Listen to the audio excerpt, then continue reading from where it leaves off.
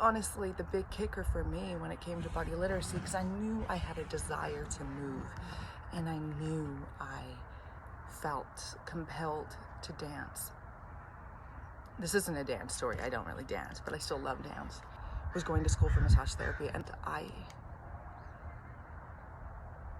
was humbled by the information that I was learning. I remember talking to my sister, how unbelievable it was that we'd never known this stuff. How dumbfounding it was that we'd never learned that. Like, that it's not something our parents needed to teach us. It's not something we were taught in school accidentally through culture. Like, an awareness of your body and how it functions. I really felt that my culture had failed me.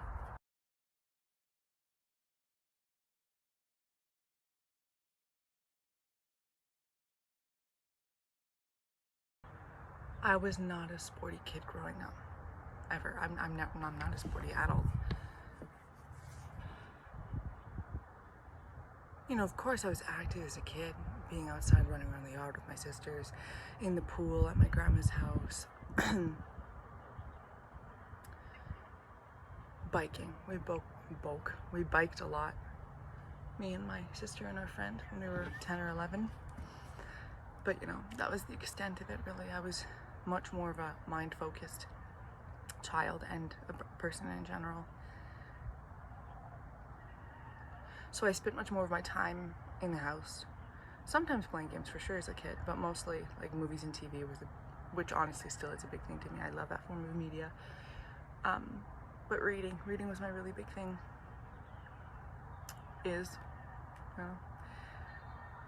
So I didn't move my body lots, and I was always very, very scrawny and not very coordinated. Hated gym class. Never wanted to join in any sports or extracurriculars.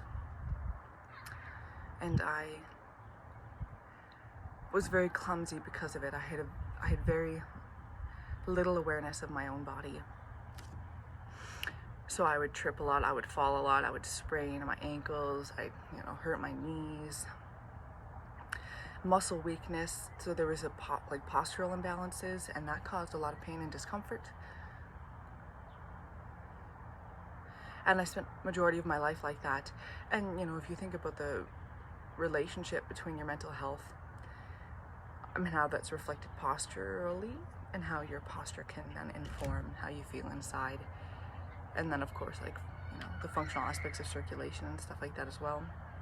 I think you have a pretty good idea of where I was mentally, and there was a lot of depression. Not saying that was all related to those aspects. Of course, there are scrawny, sporty kids who aren't depressed, but for me it was all tangled together. But I loved dance. That was something. I loved watching dance shows. I loved watching dance movies. I remember feeling like buzzing and alive when I would watch people dance, and how much I wanted to move my body, and I'd get overexcited, and I remember being quite jerky and spastic, because watching dance would generate a lot of energy in me. Energy I didn't know what to do with, or where to put, or how to get it out of myself, because I had no body awareness, I had no body literacy. And that is at the heart of my journey and my why as to this course, and my business with massage and anything else that I do, I'm sure, is the body literacy. And that language has definitely come to me because of being a bookish person, and how much literacy and comprehension has helped me in my life. And it's the same thing with the body. So as I got older, I tried different dance classes. I tried hip-hop as a teenager, but that didn't last. And then I tried ballet, and I tried tap, and I tried contemporary, and I've done belly dancing, and I've done pole dancing, and I've also done different somatic practices. I've done workshops and stuff like that. And then honestly, the big kicker for me when it came to body literacy, because I knew I had a desire to move, and I knew I felt compelled to dance. This isn't a dance story, I don't really dance, but I still love dance.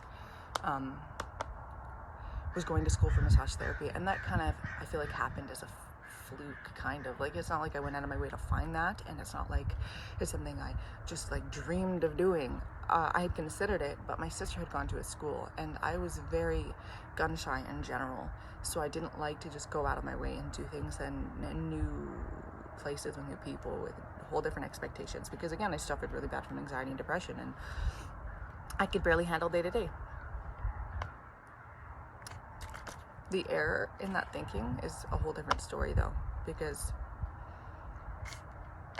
you never give yourself the chance to, you know, prove how competent you are and build trust with yourself when you never take chances. But whatever, I didn't take a chance. My sister had gone to the school, and I'd gone there to like help her, you know, so she could massage me, or bring my son for, you know, infant massage, whatever. So I had become familiar with the school and the teachers. So then I went to school, and I was humbled by the information that I was learning. Of course, it was intense. There was a lot of words I didn't know. I didn't understand the importance of some of the things that I was learning as I learned them. But more than not, the information that I was learning was integrated on a personal level pretty damn quickly, because it just made so much sense. Like in a previous video, I mentioned how it's like, you know what hurts, you know what's going on in your body, but it's not conscious. And as soon as it's made conscious and you feel it by stretching or hitting it or something, you're like, oh, of course, I know that hurts. I've been feeling that. It was the same thing with learning the things about my body. It was like, oh, that makes so much sense. I always knew that. It just, I never knew it consciously. I never knew a way to frame that information, but it makes so much sense. And there's no way I'm going to forget it now, because I live it every day. How my body functions, why it needs certain things, and why it can't do certain things, or why I don't want to do certain things, and what different sensations actually mean when they happen. And I remember talking to my sister, who was in the school, or who had graduated from the school, and from my classmates and stuff as well, that just kind of gushing over that information, that it was so crazy that we'd never known that information, and that we had lived so much of our life, like 20 years or longer or something, without ever having known that. For some of us, maybe 30. Yeah, there was a 30-year-old then. And just how unbelievable it was that we'd never known this stuff. How dumbfounding it was that we'd never learned that. Like, that it's not something our parents needed to teach us. It's not something we were taught in school accidentally through culture. Like, an awareness of your body and how it functions, and how to use it, and its limitations, not as a weakness, but just as laws of a thing. That doesn't mean you can't do so much with it. It's just that you have to take into consideration these specific limitations so that you can preserve the integrity of your body. Like, it's just, and it was wild to learn these things, and that I had to, even if it was accidental, go out of my way to learn these things. I really felt that my culture had failed me. And that was a big shift for me, because again, I wasn't a very body conscious person. I wasn't, what's the word? Like, my body wasn't my priority. That's not the way I enjoyed to live.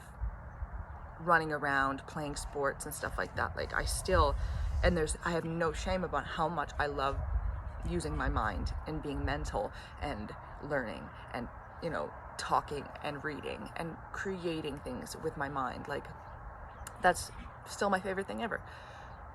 But that doesn't mean that you shouldn't know about your body and how it functions. That doesn't mean you shouldn't know how to use it. Doesn't mean you shouldn't know how to respect it. Like, it's obvious.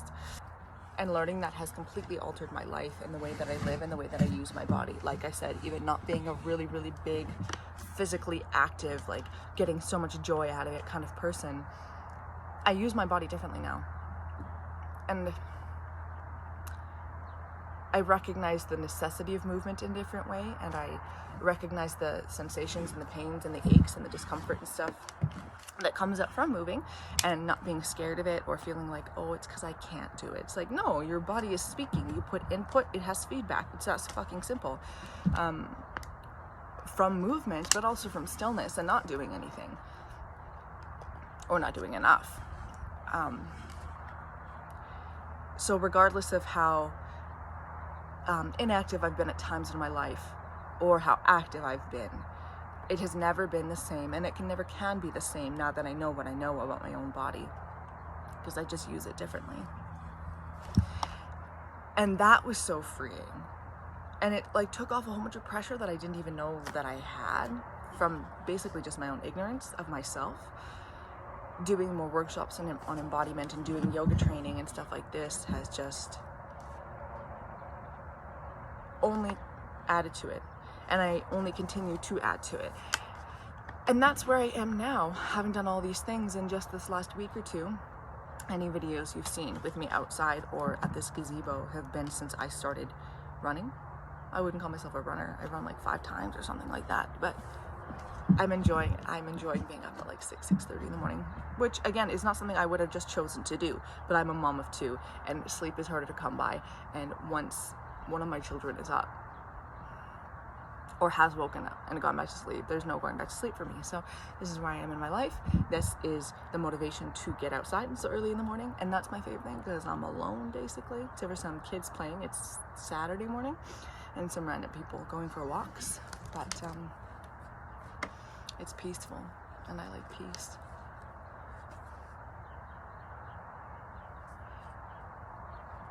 And I wish I could elaborate on that concept of peace right now, but what I can say is that learning all of these things, like I talked about the pressure of like my own ignorance, the alleviation of that pressure offers a lot of peace. There's a lot of space that at one point there was pressure taking up, where now that I guess that space feels more expansive, and there's a lot of peace in that. And it just seems like my life's journey that I stumbled upon all of these things, and that I'm here today, and that it's only gonna get better. I just don't, that's my idea of life. Like I'm not worried about anything else. It's only gonna get better. And I want people to feel that, because the amount of pressure and fear and discomfort, chronic discomfort, not from, well, I mean, there was injury, right, from muscle weakness and stuff, but not any big accidents, breaking bones, you know, tearing a muscle off the bone, you know what I mean? Like losing a finger or whatever, right? Like nothing like that. But so it's not chronic pain from injury or a condition, just chronic discomfort for your whole life takes a toll on your quality of life, and it's bullshit. And not understanding the vessel that you live in is just devastating, and I don't want anybody to live like that. So I'm hoping that what I've stumbled upon and what I've learned can help other people feel happy and at home and expansive in their own bodies, because you fucking deserve to, right? People talk about, you know, owning a house and living in a house, like you should know how things work and how to fix things, and you know, when random things change or make noise or whatever, you should look into it and you should know what they mean, and you should be able to fix them and take care of the things that are your responsibility. And the same with a car, right? Like driving a car, you should know how a car works, and you should know how to take care of a car so that it can keep functioning and keep you safe and all that good stuff. If those are important, how important is it to understand your own body 100 times more? Because you can never escape your body while living. Might not be simple, but you can escape a house. You cannot live in a house. You cannot live in that house. You cannot live in this type of house. You cannot live in a house that you own, or you know what I mean? Like there's some variations there. And same with a vehicle. You don't have to drive, but you do have to be in your body. And that is, I want to say a complex system, because it is, but I don't want to say it to sound like intense and scary, because I feel like the education and the knowledge and the insight and the belonging, all the good stuff that you feel in your body, or can or should or will,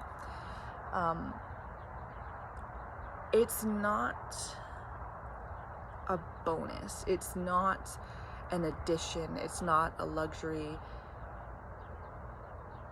It's not something in front of you in the future that you have to create or study hard to learn. Like, my point is, it's not outside of you, it is inside of you. And in my experience, I've only found that the more I discover, usually accidentally, I integrate naturally, because it's already all there in me anyway. As soon as I recognize it, I can piece it together. I have stumbled upon a word that gives me a vocabulary to understand it. There is no trying to remember, trying to implement, failing and being just so sad because I know life could be so much greater and yet I'm stuck here. Because it's not something I'm trying to attain. It is just something I am. It's just been kept from me. But once it's revealed, it's just there. The ownership never changes, it never changes hands. It's always in my hands.